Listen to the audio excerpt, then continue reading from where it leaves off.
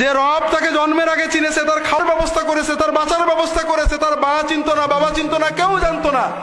যে রব তাকে সবচেয়ে বেশি ভালোবাসেন, বাবা মায়ের সে লক্ষ লক্ষ কোটি কোটি গুণ ভালোবাসেন, সেই রবের ব্যাপারে সে মনে করছে আমার রব আমার ব্যথা জানবে, বেদনা জানবে, আমি কানবো, আমি চাইবো, আমি অন্তর দিয়ে চাইবো, তবু আমার রব শুনবে না। আর কেউ বলে দিলে হয়তো আল্লাহ তাড়াতাড়ি শুনবে। ও তার রবের রুবুবিয়তকে অপমান করছে। বড় কষ্ট লাগে। একটা ছোট্ট সন্তানের যে ঈমান আছে মায়ের মাতৃত্বের প্রতি, আমাদের সেই ঈমানটা রবের রুবুবিয়তের প্রতি নেই। বড় কষ্ট লাগে।